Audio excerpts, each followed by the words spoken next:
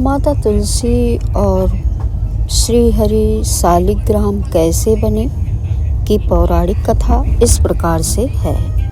शंखासुर नामक एक राक्षस था। शंखासुर ने तीनों लोकों में बहुत ही उत्पात मचाया हुआ था। तब सभी देवताओं के आग्रह करने पर भगवान विष्णु ने उस राक्षस से युद्ध किया और यह युद्ध कई वर्षों तक निरंतर चलता रहा। युद्ध में वह असुर मारा गया और इसके बाद भगवान विष्णु विश्राम करने चले गए। कार्तिक शुक्ल पक्ष की एकादशी के दिन भगवान विष्णु की निद्रा टूटी थी और सभी देवताओं ने भगवान विष्णु की पूजा की थी। शिव महापुराण के अनुसार दैत्यों का राजा दंभ हुआ करता था। वह बहुत बड़ा विष्णु भक्त था। कई सालों तक उसके यहाँ संतान नहीं होने के कारण उसने शुक्राचार्य को अपना गुरु बनाकर उनसे श्री कृष्ण मंत्र प्राप्त किया।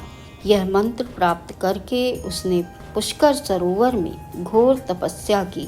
भगवान विष्णु उसकी तपस्या से प्रसन्न हुए, उसे संतान प्राप्ति का वरदान दे दिया। भगवान विष्णु के वरदान से राजा दंभ के यहाँ एक पुत्र ने जन्म ली। इस पुत्र का नाम शंखचूर्ण रखा गया। बड़ा होकर शंखचूर्ण ने ब्रह्मा जी को प्रसन्न करने के लिए पुष्कर में घोर तपस्या की।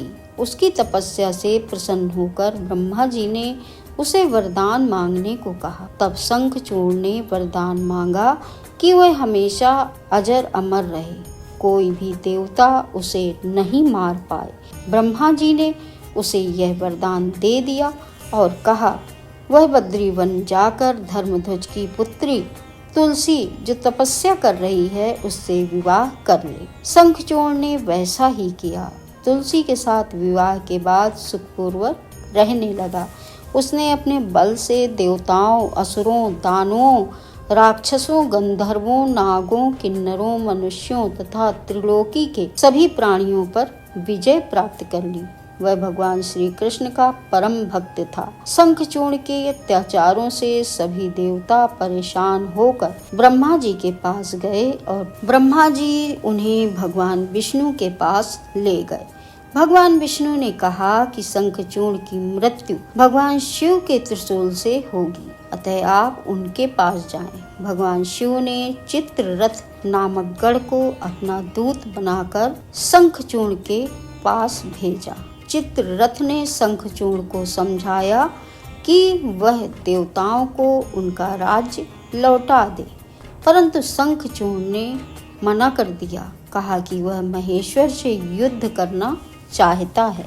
भगवान शिव को जब यह बात पता चली तो वे युद्ध के लिए अपनी सेना लेकर निकल पड़े।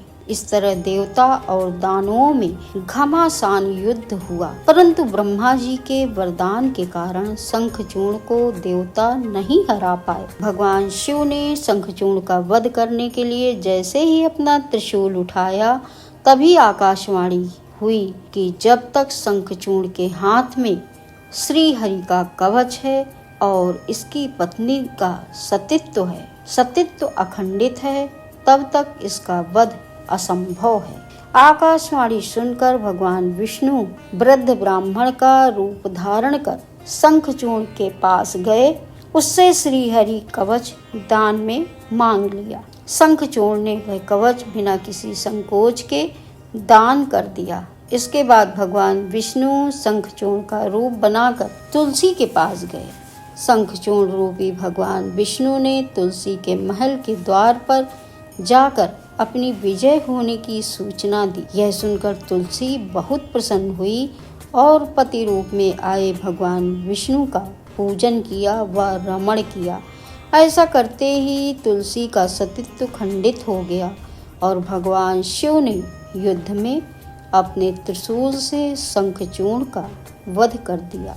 तब तुलसी को पता चला कि वे उनके पति नहीं हैं, बल्कि वो तो भगवान विष्णु हैं। क्रोध में आकर तुलसी ने कहा, आपने छल पूर्वक मेरा धर्म भ्रष्ट किया है और मेरे पति को मार डाला है, अतः मैं आपको श्राप देती हूँ कि आप पाषाण होकर धरती पर रहें। तब भगवान विष्णु ने कहा, देवी तुम मेरे लिए बहुत दिनों तक तपस्या कर चुकी हो, तुम्हारा यह शरीर नदी रूप में बदलकर गंडकी नामक नदी के रूप में प्रसिद्ध होगा।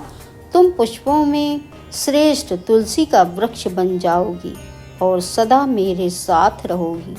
तुम्हारे श्राप को सत्य करने के लिए मैं पाषाण शालिग्राम बनकर रहूँगा। गंडकी नदी के तट पर मेरा वास होगा। देव प्रबोधिनी एकादशी के दिन भगवान शालिग्राम व तुलसी का विवाह संपन्न कर मांगलिक कार्यों का प्रारंभ किया जाता है। हिंदू धर्म मान्यता के अनुसार इस दिन तुलसी जी और शालिग्राम विवाह करने से अपार पुण्य की प्राप्ति होती है।